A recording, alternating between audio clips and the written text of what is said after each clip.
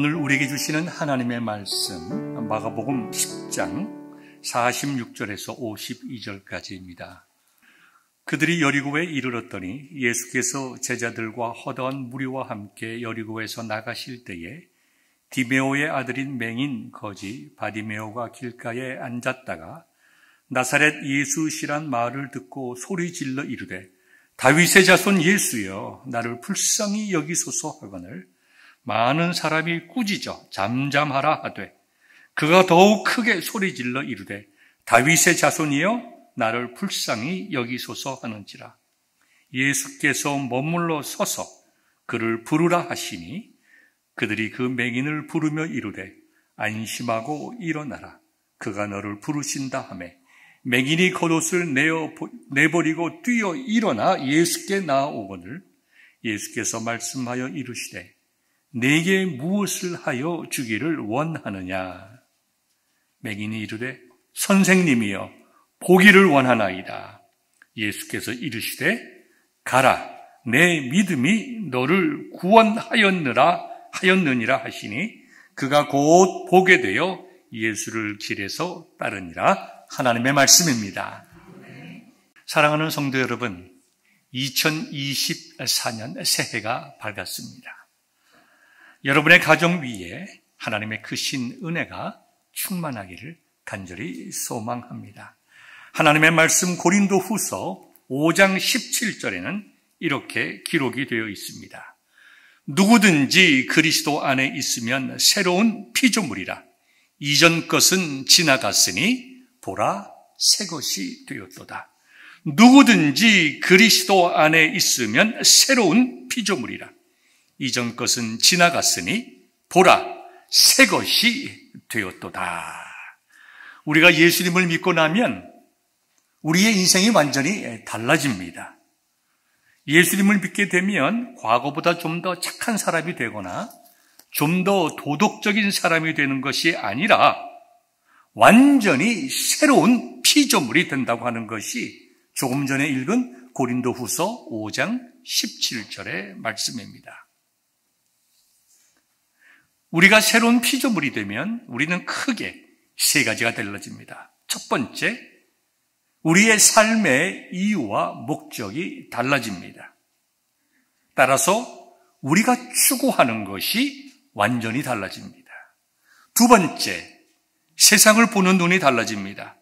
가치관이 달라지므로 좋아하는 것과 싫어하는 것이 하나님의 말씀을 기준으로 하여 완전하고 분명하게 달라집니다. 세 번째, 영혼을 보는 눈이 달라집니다.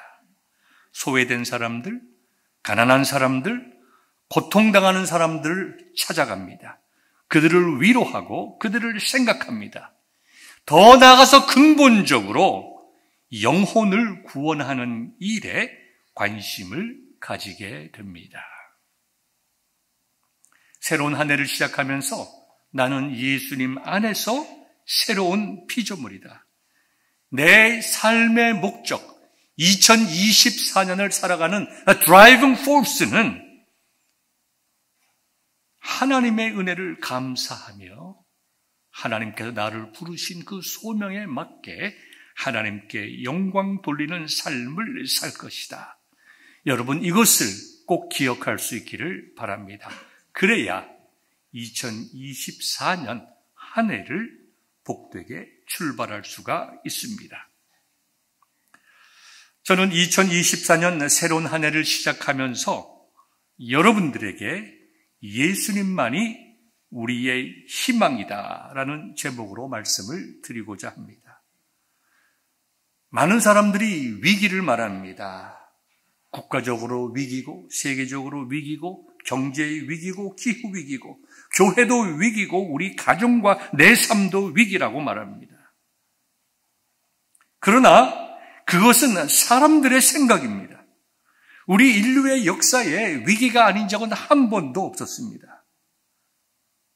위기는 항상 우리 앞에 있는 것입니다. 그러나 우리 인간에게 위기가 있을지는 몰라도 하나님에게는 위기가 없습니다. 하나님에게 소망을 두는 한 우리에게 위기란 도리어 하나님의 은혜와 복받을 기회임을 꼭 기억하면서 우리가 새로운 희망을 가지고 2024년을 시작할 수 있기를 주님의 이름으로 축원합니다. 이제 예수님만이 우리의 희망이심을 선포하면서 새로운 한 해를 시작하겠는데요. 한번 따라 하시기 바랍니다. 예수님만이 우리의 희망이시다. 우리 좀 크게 한 번 더 해보겠습니다. 예수님만이 우리의 희망이시다.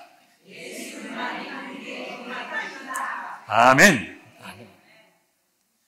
이제 오늘의 말씀 속으로 들어가 보겠습니다. 오늘 우리가 읽은 본문 46절을 보면 예수님께서 여리고 성으로 가셨습니다. 그리고 거기 얼마나 머무셨는지 모르겠지만 거기에 머무셨다가 이제 예수님의 목표 지점인 예루살렘을 향하여 떠나기 위해 예루살렘을 나가게 되었습니다. 그럴 때에 예수님뿐만 아니라 예수님을 따르는 많은 사람들이 함께 여리고를 떠나게 되었는데요. 그때에 맹인이고 거지였던 바디메오가 길에 앉아 있었다라고 기록이 되어 있습니다.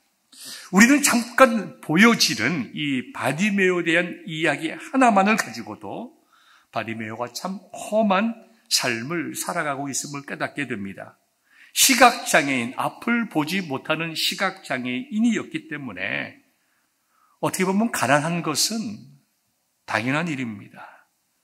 그 가난은 바디메오로 하여금 다른 사람에게 구걸해야 살아갈 수밖에 없는 아주 밑바닥 인생으로 그를 몰아갔습니다. 그것보다 더 힘든 것은 그의 마음의 상처입니다. 우리가 본문 51절을 보면 예수님에게 바디메오는 내가 보기를 원합니다 라고 얘기하는데요. 여기 보기를 원한다라고 하는 말의 그릭 원어의 의미는 다시 보기를 원한다라는 말입니다. 그러니까 이 시각장애인이었던 바디메오는 태어날 때부터 이렇게 장애인으로 태어난 것이 아니라 우리가 무슨 이유인지는 알지 못하지만 바디메오가 살아가던 중에 그가 시력을 잃었다는 것을 알 수 있습니다. 태어날 때부터 시각장애인이었다고 하면 세상을 본 적이 없으니까 그런 줄 알고 살아갈 수 있었겠지만 살아가던 중에 시력을 잃었으니 이건 전혀 다른 문제입니다. 장애인이 되는 것도 힘든데 특별히 시각장애인이 되었다고 하는 것은 그로서는 받아들이기까지 아주 오랜 시간이 걸리고 아픔이 컸을 것입니다. 마음의 상처가 보통 큰 것이 아니었을 것이 분명합니다. 그런데 이런 것들보다 바디메오의 마음 속에는 더 큰 아픔이 있었는데요. 그것은 사람들로부터 죄인 취급을 받았다는 것입니다. 예수님 시대의 장애인에 대한 시각은 굉장히 잘못되어 있었습니다. 우리가 요한복음 9장을 보면요. 예수님의 제자들이 예수님에게 질문하는 장면이 나옵니다. 아마도 거기에 시각장애인이 있었던 모양입니다. 제자들이 예수님에게 묻습니다. 선생님, 여기 지금 앞을 보지 못하는 시각장애인이 있는데 왜 이 사람은 시각장애인이 되었습니까? 부모가 큰 죄를 지어서 이 자녀가 장애인이 되었습니까? 아니면 이 사람의 죄 때문에 이렇게 앞을 보지 못하는 장애인이 되었습니까? 라고 물어보는 장면이 나옵니다.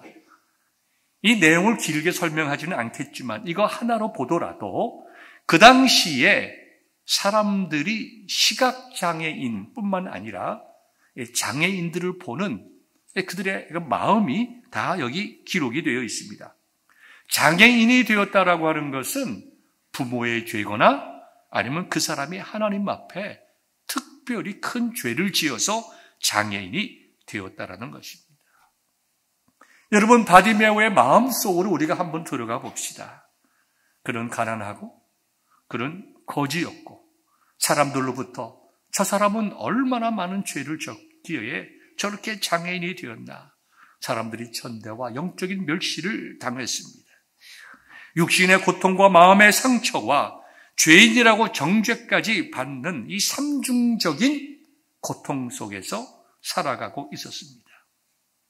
그랬던 바디메오가 예수님을 통하여 육신의 짐으로부터 자유케 되고 마음의 고통으로부터 해방되고 영혼의 짐까지 모두 벗어버렸다는 것이 오늘 본문이 우리에게 증거하고 있는 내용입니다. 저는 새해를 시작하면서 하나님의 은혜를 소망하며 이 자리에 나오신 여러분들에게 이렇게 말씀드리고 싶습니다. 사랑하는 성도 여러분, 하나님 앞에서 내가 바디메오다, 내가 바디메오라는 마음을 가지고 새로운 한 해를 시작할 수 있기를 바랍니다. 그리고 바디메오가 만났던 그 주님을 통해서 해결되었던 인생 문제가 여러분이 이 2024년을 지나면서 내가 주님을 깊이 경험하고 내 속에 있는 여러 가지 아픔과 무거운 삶의 짐들이 해결받는 복된 한 해가 될 수 있기를 간절히 소망합니다. 저는 그것을 위해서 여러분들에게 짧게 4가지를 말씀드리겠습니다. 첫 번째, 여러분의 삶 속에 남들이 알지 못하는 무거운 어려움이 있습니까? 여러분이 고난 속에 있습니까? 올 한 해 고난 속에 찾아오시는 예수님을 만날 수 있기를 간절히 원합니다. 우리가 복음서 마태복음 14장을 보면 풍랑 속에서 고통당하는 제자들, 그리고 풍랑을 걸어가셔서 그들을 구원해 내시는 예수님에 대한 기록이 나와 있습니다. 무슨 말이냐 하면 제자들이 풍랑을 만나서 고통당하고 있을 때에 예수님께서 바다 위를 걸으셔서 그들을 찾아가셨다라는 말씀입니다. 심한 바람과 풍랑은 제자들에게만 있었던 것이 아닙니다. 예수님에게도 동일한 풍랑이 불어 닥쳤습니다. 그러나 예수님께서는 그 바다 위를 걸으시고 온 우주 만물을 통제하시는 하나님으로서 고난당하는 제자들을 구원하시기 위하여 풍랑 속에서 걸어서 제자들에게 가셨습니다. 예수님께서는 제자들의 고난만 아시는 것뿐만 아니라 오늘을 살아가는 저와 여러분들의 삶의 무거운 짐, 해결하기 어려운 갈등들, 내 마음속의 눈물과 아픔을 아신다는 것입니다. 그분이 예수님이시고 그분이 우리의 친구 되시는 구주이십니다. 제자들이 죽음 직전에 있었지만 제자들에게 예수님께서 찾아가심으로 그 제자들이 살았습니다. 오늘 본문에 있는 바디메오도 마찬가지입니다. 예수님께서 바디메오의 인생의 문제, 고난과 아픔과 그 슬픔을 해결하시기 위하여 바디메오를 부르시고 만나시고 해결해 주셨습니다. 성경을 보면 비슷한 말씀들이 많이 나와 있습니다. 예수님께서는 수가성의 한 여인을 만나시기 위하여 남들이 다 가기 싫어하는 그 사마리아 땅을 향하여 가셨습니다. 예수님께서는 고난당하는 이 땅의 많은 사람들을 구원하시기 위하여 우리를 찾아오셨습니다. 예수님께서는 요한복음 15장 16절의 말씀을 통하여 우리에게 이렇게 위로의 말씀을 주십니다. 너희가 나를 택한 것이 아니요 내가 너희를 택하여 세웠나니 이는 너희로 가서 열매를 맺게 하고 또 너희 열매가 항상 있게 하여 내 이름으로 아버지께 무엇을 구하든지 다 받게 하려 함이라. 얼마나 놀라운 말씀입니까? 너희가 나를 택한 것이 아니요 내가 너희를 택하여 세웠나니 이는 너희로 가서 열매를 맺게 하고 또 너희 열매가 항상 있게 하여 내 이름으로 아버지께 무엇을 구하든지 다 받게 하려 하심이라. 사랑하는 성도 여러분, 여러분들에게 어떤 어려움이 있습니까? 여러분의 가정 속에, 여러분의 자녀들 속에, 또 우리가 살아가는 우리의 삶의 현장 속에 어떠한 아픔이 있나요? 어떠한 답답함이 있나요?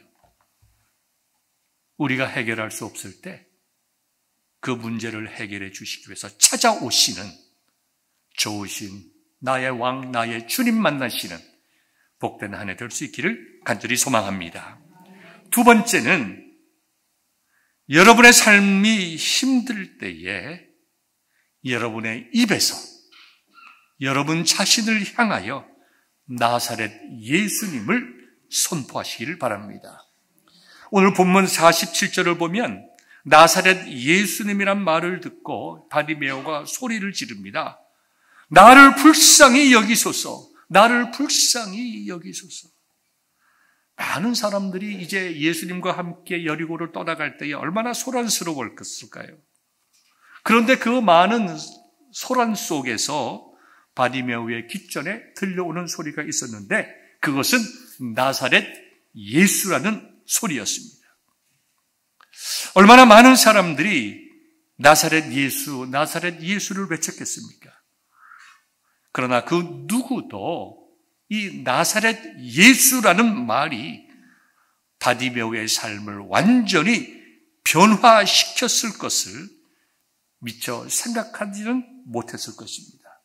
그러나 바디메오는 나사렛 예수라는 이 외침이 그의 육신의 짐과 마음의 짐과 영혼의 짐을 해결해 주는 생명의 말씀, 구원의 말씀, 어둠 속에 비추는 빛되신 말씀이었습니다.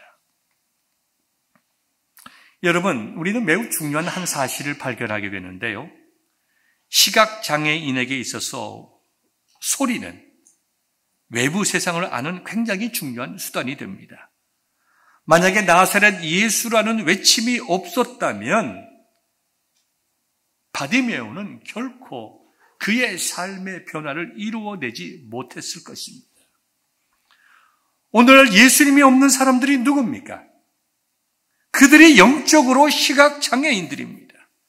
영적인 시각장애인들에게, 이 세상에 예수님을 모르는 사람들에게 들려줘야 할 말이 있다면 그것은 우리의 입에서 터져나오는 나사렛 예수가 되어야 할 것입니다. 여러분, 그뿐만 아닙니다. 우리가 이미 예수님을 믿고 있지만 우리 속에 있는 답답하고 어렵고 힘든 모든 점들, 정말 내가 예수님의 은혜 가운데 해결받기 위해서는 우리가 우리 자신들에게 나사렛 예수를 외쳐야 됩니다. 날 구원하신 하나님, 날 구원하신 예수님, 나의 소망이 되시는 예수님, 나는 예수님에게 소망을 두고 예수님만이 나의 희망임을 외치며 살겠습니다. 우리 자신들에게 나사렛 예수를 외칠 때에 거기에 문제의 해결이 있음을 기억할 수 있기를 바랍니다. 세 번째로, 여러분들에게 인생 문제가 많이 있지만 참된 신앙 고백, 진실한 신앙 고백만이 그 문제들을 해결합니다. 바디메오는 나사렛 예수라는 말을 들었지만 바디메오는 더 이상 예수님을 나사렛 예수라고 부르지 않았습니다. 바디메오는 그 예수님에 대한 들은 이름이 아니라 신앙의 고백으로서 예수님을 불렀습니다. 나사렛 예수가 아니라 바로 다윗의 자손 예수라고 외쳤다는 것입니다. 예수님 당시에 예수, 지저스라는 이름은 너무나 흔한 이름입니다. 지금의 데이빗, 존, 피터처럼 아주 흔한 이름이었습니다. 성경학자들은 그 당시에 남자들의 한 30%에서 40%가 예수라는 이름을 가졌다고 말하고 있습니다. 그만큼 그 시대에 조슈아, 지저스, 세이비어란 말이죠. 하나님의 구원에 대한 열망이 컸기 때문에 자녀들의 이름을 예수라고 줬다는 것입니다. 그래서 사람들이 나사렛 예수라고 부른 것은 첫째는 너무 예수님이라는 이름이 흔한 이름이고, 당시 유대 사회 속에는 라스트 네임, 성이 없었습니다. 그러니까 나사렛이란 지역 이름을 붙여서 많은 예수들 가운데 구별하여 불렀던 것입니다. 그러나 다윗의 자손은 완전히 다른 의미입니다. 다윗의 자손은 메시아를 의미합니다. 그렇다면 바디메오는 나사렛 예수님을 많은 예수님 중에 한 사람으로 생각하고 부른 것이 아니라 오직 한 분이신 메시아 예수님으로 믿고 고백했다는 것입니다. 얼마나 놀라운 사실입니까? 얼마나 귀한 신앙의 고백입니까?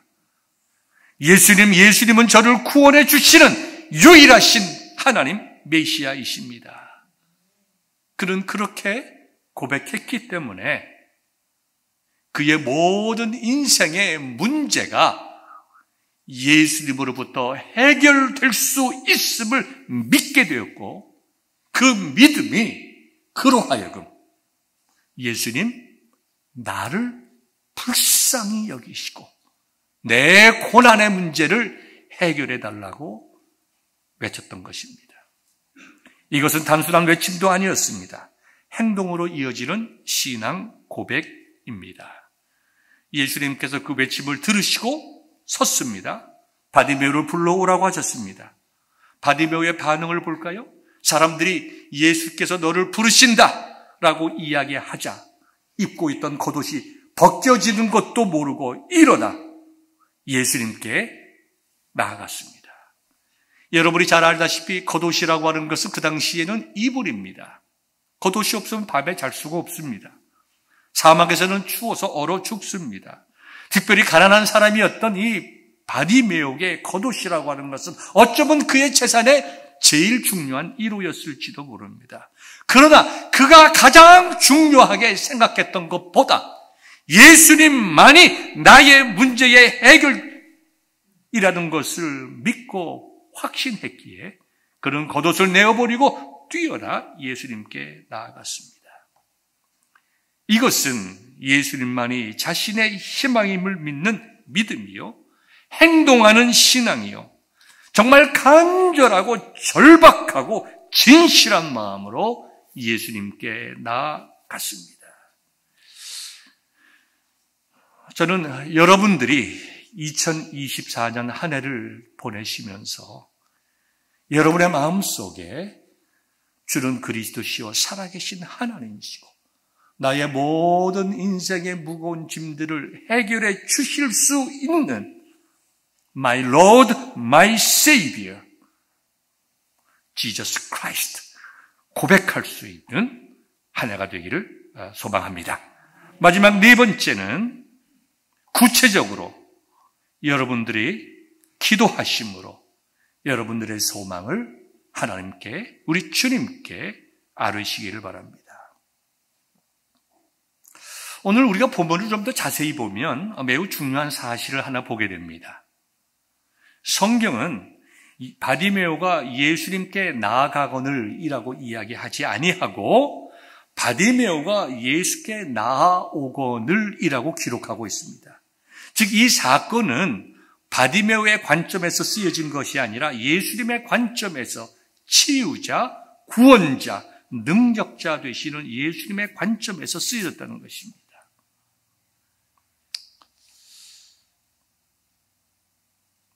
바디메오는 분명히 예수님은 나를 구원해 주실 수 있는 메시아이십니다. 나를 불쌍히 여기소서.